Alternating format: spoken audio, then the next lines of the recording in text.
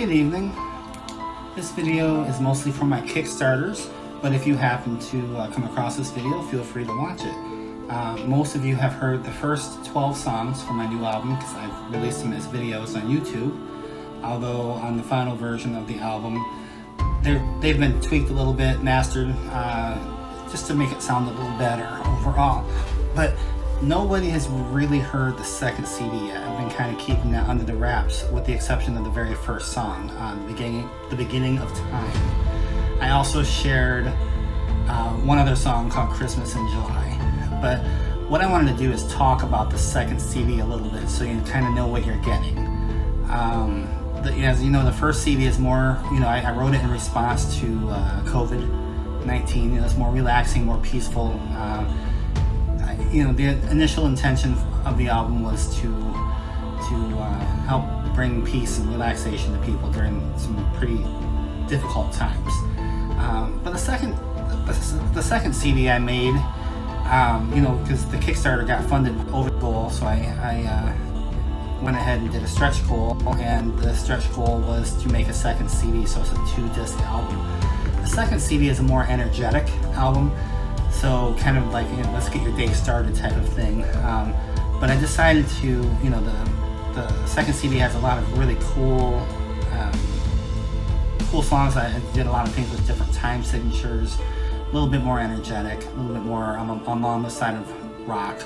So I kind of want to go through a little bit of songs, let you hear a few samples of them, and kind of just explain to you what's going on with them. So the first song, which we'll start, is called The Beginning of Time. So I'll go ahead and start that. And this song is about 8 minutes long. And the idea of this song is it kind of goes through creation. There's 6 days of creation, and then on the 7th day, God rested, right? Well, so I wanted to take those 6 days and just put them to music. Now, of course, the songs, each day is a minute long, and yeah, the song's 8 minutes long because the first song kind of takes place before any of that happened. When it's just God, there's nothing, no universe, no nothing, it's just God. So a minute after minute number 1, where it goes into minute number 2, that's day 1. Minute 3 is day 2, etc., etc. So as far as anything unique about this song, it's very varied. It's very varied musically.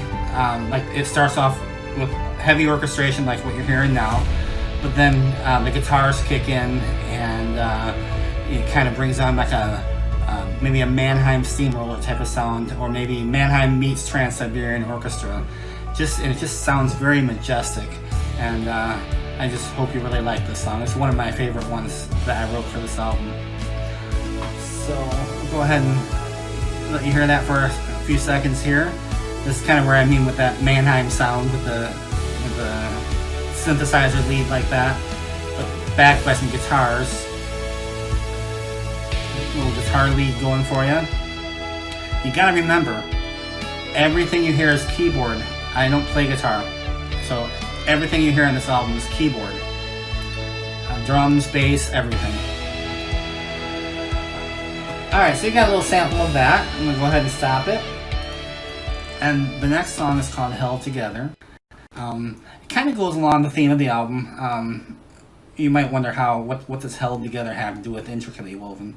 Well, when things are woven together, they hold together, right? The weaving holds them together. Just work with me there, that's what it means. So this song, Held Together, is a very energetic, here it comes right here. There you go. It's based on this little theme here, and it just progressively builds and builds and builds, but it just has that air of happiness and joy. It's in 4/4, probably around 120 beats per minute. I don't remember exactly. And that's basically what you hear right there. There's a lot of layers. Each time through it adds to it a little bit. Gets a little melody going here with the piano. Just really nice piece to listen to. Just kind of get your day going, as I said earlier. You hear that for a minute. This song, I bought a new effect called Stutter Edit. If you're familiar with electronic musician BT, it's something that he kind of put together with Isotope, and so I got to use that on the song a little bit further in the song, where it does some weird stuttering. Let's see if I can find it here. I think it's right after this part. Right after this acoustic guitar here, right here. So that's what Stutter Edit does, and it does all kinds of other cool effects too. This is the only song on the entire album I used that effect on though, because I didn't want to overuse it. So anyway, I'm going to go ahead and stop this one. The next song is one I wrote a long time ago. I'll go ahead and start it here.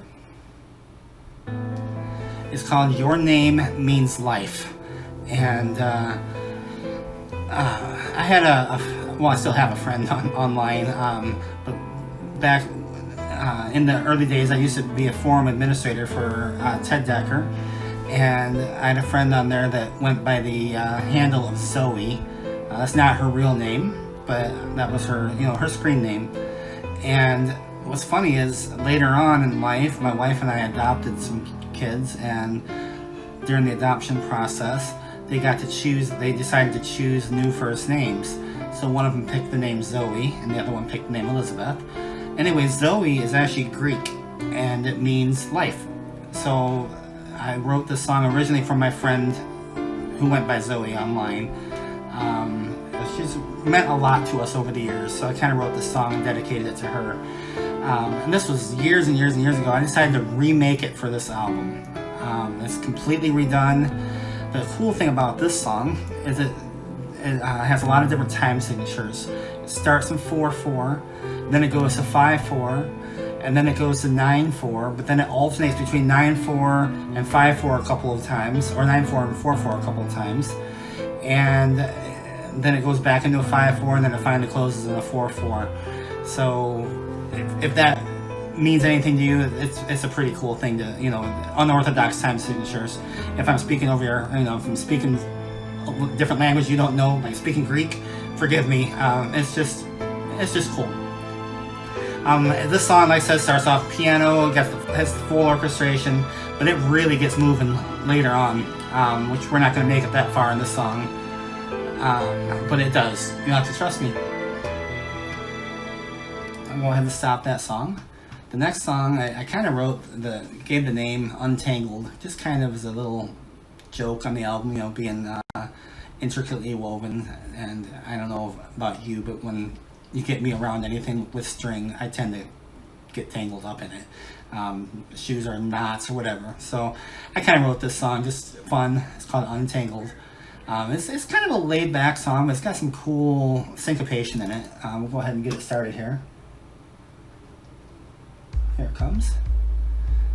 And it's basically just this bass sound, drums and piano, and a cello. It's just in 4/4, very simple.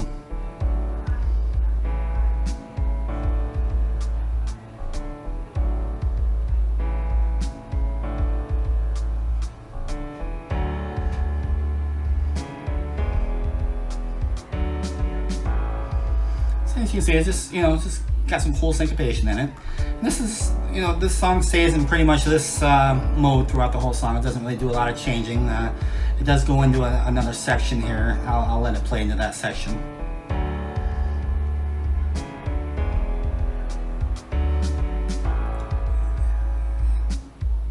Here it comes right here.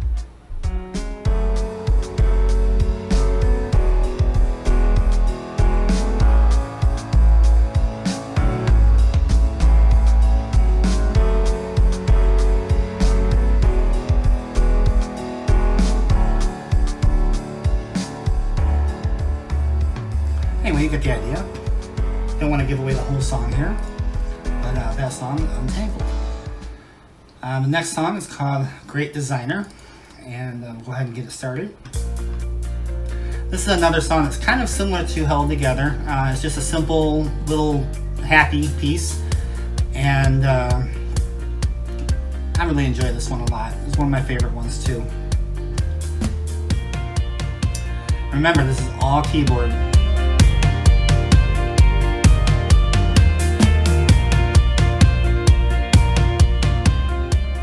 It's all in 4/4. I think it's right around 121 beats, I think. I can't remember exactly, but right around there. I used something on this, like a pulse and a filter, not really a filter, but you can hear the synthesizer in the background kind of pulsing. And that's an effect by a company called Waves. It's used really quite heavily in electronic music, but I thought it really worked well on this song. So I'm going to go ahead and stop that. But you get the idea of this song. It kind of stays in this feel throughout the whole song. Now the next song I wanted to do, it's called Christmas in July. And again, this is another one of my favorites. I keep saying that, don't I? Anyway, this song here, Christmas in July, I really wanted to capture the sound of Trans-Siberian Orchestra. But I challenged myself to try something I've never done before, and I wrote this song. Again, if you're a musician or you know theory at all, this song is written in 13/8. If you're not a musician, that means there's 13 beats per measure. An eighth note gets the beat. Again, that probably doesn't mean much, but most songs have either 3, 4, or 6 beats in a measure.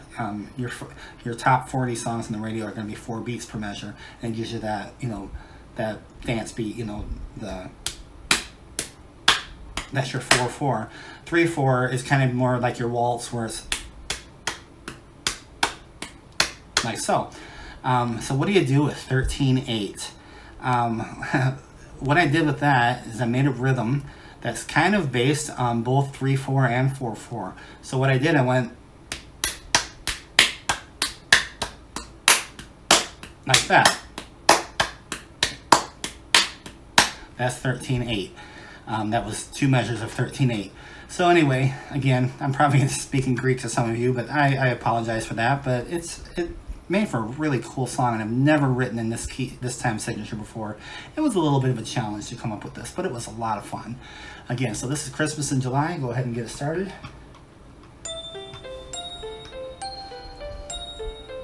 1, 2, 3, 4, 5, 6, 7, 8, 9, 10, 11, 12, 13. There's 13 beats.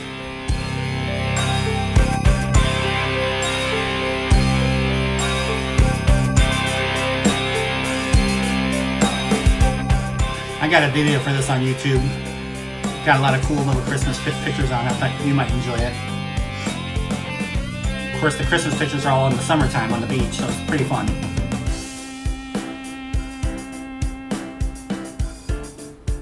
There's that pattern I was showing you earlier.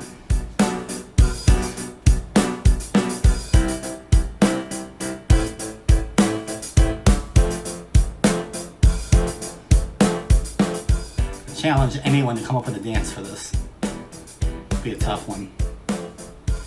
But the whole song stays in 13/8 until the bridge.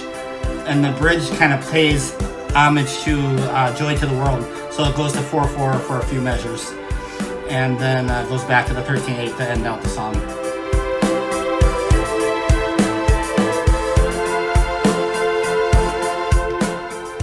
Anyway, I'll go ahead and stop this. Next song is another fun one. The title was fun. It's called Nitpicker. And I kind of wanted to go after the sound of David Gilmour on this song. And this is a song based on another one I wrote many, many, many years ago. Of course, back then I called it Forest Guard. It was written with one of Ted Decker's books in mind, but I never did anything with that song, so I decided to rework it for this album and decided to call it Nitpicker. And it's just a fun little song. Get started here. There you go. It's kind of got that David Gilmour sound. If you don't know who David Gilmour is, he's the guitar player from Pink Floyd.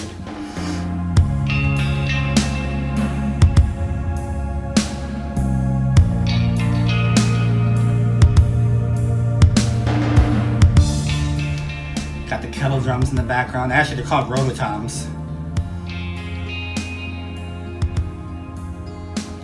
Got some acoustic guitar going along with the electric guitar. And then the lead will come up here in a moment.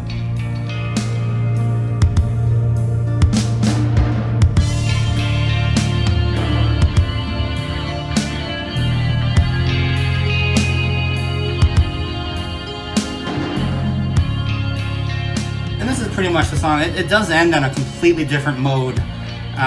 You know, this is kind of laid back, and it ends on a pretty upbeat mode, but it's pretty cool. In fact, I'm gonna go ahead and skip to the end. There we are. See, this kind of ends on a more upbeat, on a major chord.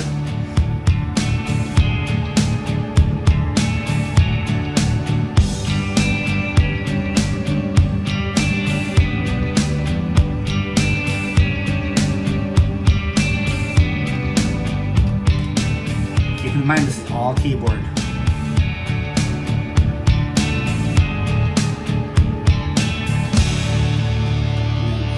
Big ending here.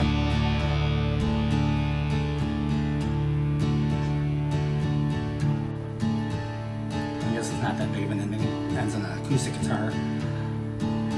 Anyway, the next song. Stop that one. The next song is called First Breath. And this is a song I sent out to the Kickstarters. It gave people a chance to name one of my songs. And whoever named it, I would name the song. I would put their name in like the subtitle. So the song's called First Breath, Jennifer's song. My friend Jennifer came up with the name, and it really fits the song well. So here it is. Go ahead and start it.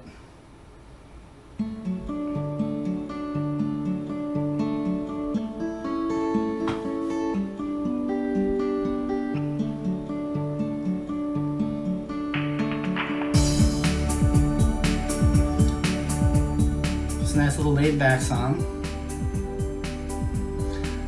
This is another song that I had written many years ago.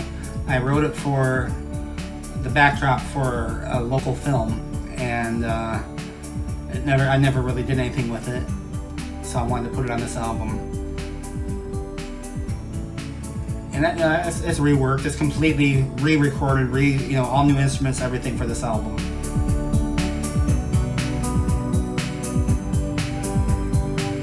It's just a nice feel.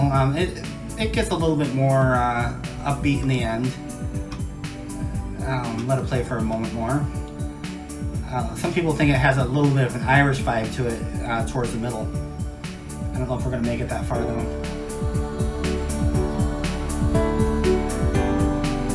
Just kind of real lilty, just... This song's called First Breath. I think it just fits perfectly. So we're going to go ahead and stop it. If you're really getting into these songs, you'll just have to buy the album when it comes out. Unless you're one of my Kickstarters, then you get the album. So it'll be sending to you shortly. Next song is called Redemption. And this was a pretty cool song to write. Again, this is one I wrote for a friend of mine who was doing a film project in college. And I just thought the song needed to be heard by more people, rather than the few people that heard it as a college finale or college final. Anyway, originally it was called Underwater Redemption. I just renamed it to Redemption, and ended up sending this to a friend of mine who's in a band, and he really enjoyed it a lot, and he just really raved on how good the song was songwriting wise. So that was kind of really cool to hear. He's in a pretty awesome band right now, kind of progressive rock band. This song's not really very progressive, but it has a little bit of that vibe to it. So here it is. I'm going to start it. This is Redemption.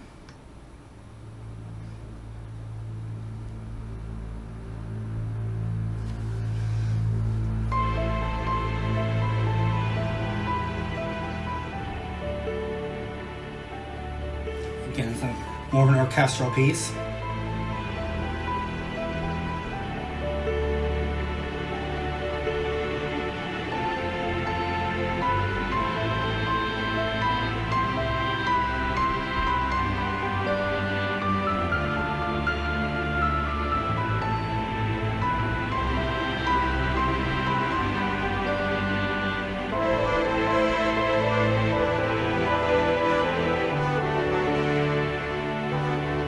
Some French horns in there.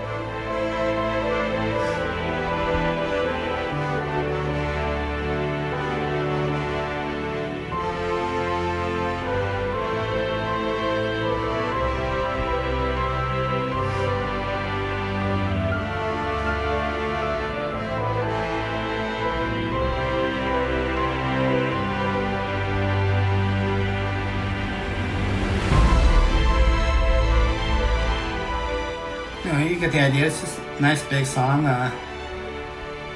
Later on in the song, you can tell when the redemption happens. It changes to a major key, and it just sounds very victorious. It's really cool, but you'll have to hear it on the album, because I'm going to go to the next song, which is kind of what I'm considering to be my best song on this entire project. Maybe one of my favorite songs I've ever written.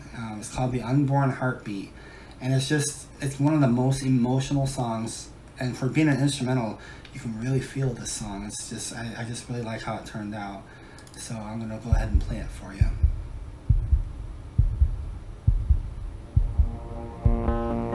And this is unlike anything I've ever written before, just so different.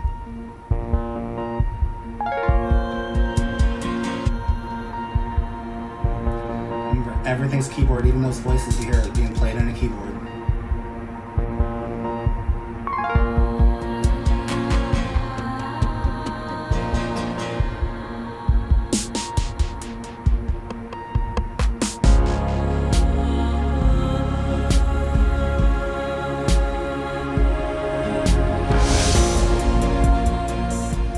I'm gonna go ahead and let this song play a little bit.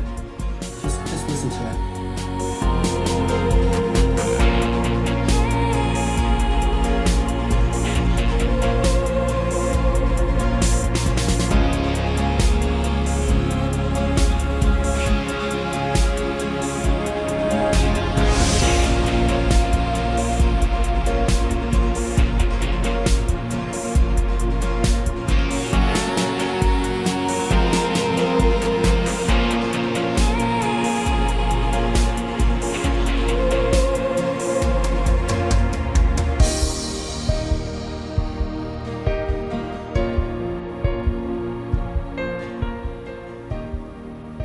The cool thing about this part, everything you hear here is all brand new instruments I had just purchased. The piano is a piano by a company called Heaviosity, and the piano is called Ascend, and it's an amazing piano. And then the pad you hear in the background was actually created by the keyboard player from Elevation Music that he sells on his website.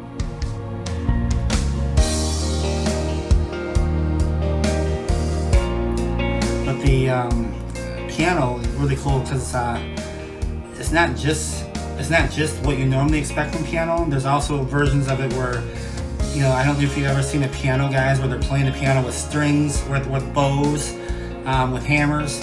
It's got all that kind of stuff in here. It's really cool. There's some really awesome effects in here.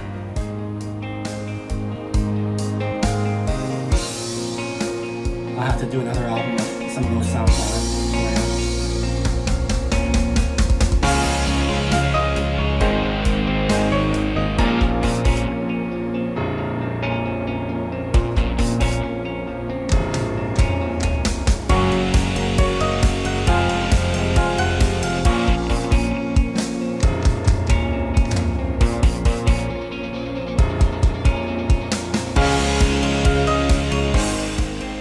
Right into this part, got another guitar solo, and I'm really happy with the way this one turned out. Right here. Oh, coming up.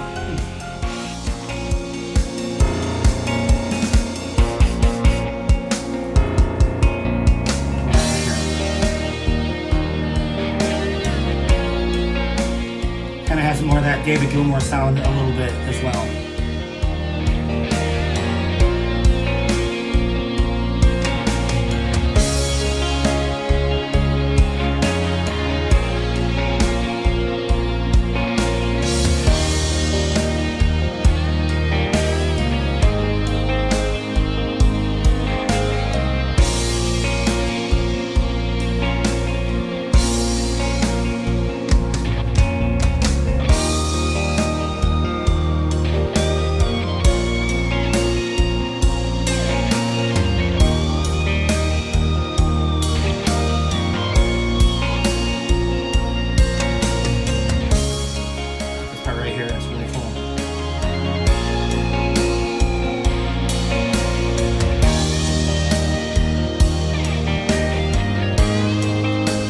The idea. And go ahead and stop this. I did finish the album as far as writing. I'm working on the mastering part right now. I should be done probably by this weekend, maybe sooner. I'm hoping to be done sooner anyway. And then I'm going to get it sent off to the disc manufacturer and then get it sent to my distributor. Actually, I can do both of those at the same time. Unfortunately, because of COVID, the disc will not be available to purchase online right away. However, the MP3 versions of the album will be available. I will also have a disc available myself. Everyone on Kickstarter that subscribe, the Kickstarter, you'll get your CDs. They just won't be available retail because the warehouses are closed right now. But the company that makes the disc, they're in Salem, Oregon, and they're full operation right now on about 4-day turnaround and then plus shipping. Who knows with shipping what's going to happen? It's not been doing so well lately. It's been taking kind of a while, so it may not be out by the last week of August like I promised on Kickstarter. But my goal is to have the music, the MP3s, the digital version of the album available by then. Again, I can't make promises. Things are different. It's a different world we live in now with COVID. Things seem to be delayed. But my goal is to have it by then so that you can all get it as soon as possible. And it'll be available on, for all the Kickstarter, it'll be available. I'll send you links to it. You'll each get a key in the mail or email. I think a 6 or 9 digit key. I don't remember how it works. You'll be able to go to my Bandcamp page and download a copy of the album. 1 copy per key. So those of you that order 2, I'll send you 2 keys. That way, if you're planning on sending the second album to a friend, you can forward them the key. It's not a problem. I think it actually lets you download it 3 times. I'm not sure how it works. But of course, if you have trouble, any trouble at all, just let me know. I'll take care of you. As far as the CDs go, I will get those mailed out as soon as I can. I'm getting the artwork finished up right now. My friend, actually, shout out to my friend Gary Baker. He did a lot of production notes for me on this album. He was invaluable to me. I'm just be honest with you. He's just got an ear for music, and so when you write your own music and you hear it all day while you're recording it, and when you actually want to mix it down, you miss some things, and so he kind of gives me a fresh ear on it. It says, you might want to lower the volume here, or you might change the EQ over here. So he's been very invaluable for me. He's also doing the artwork. He's very, very creative with photographs, and what he did for my album cover, you've seen it on the Kickstarter. That's actually a picture of, I can't remember the mountain, I think it's Mount Rainier. I'm sure he'll correct me if I'm wrong. But what he did is he used Photoshop to make it look like it was weaved. It's very, very cool. He did such an awesome job on that. So thank you, Gary. I really appreciate it. And I also want to thank you to the Kickstarters. Those of you that I said your names will be in the credits. There's not room on the actual CD, I don't think, for credits, so I'm going to include a liner note add-on, I believe.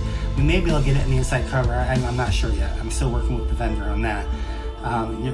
Your name will be in there somehow. I'm also going to put it right here in this video somewhere in this area here. And then those of you that are the executive producers, you know who you are. I'll put what you've requested on this video as well. And I just really appreciate you guys. None of this would have happened without any of you. So, right from down to the people that did the $5, everyone that contributed was a huge help for this and an inspiration. I just appreciate it so much. And you're all incredible people. And I hope you enjoy this music, and I hope it means something to you, and I hope it helps you through any difficult times that you might be having. And I just hope that it just brings you joy. And I appreciate it, and thank you very much. Bye.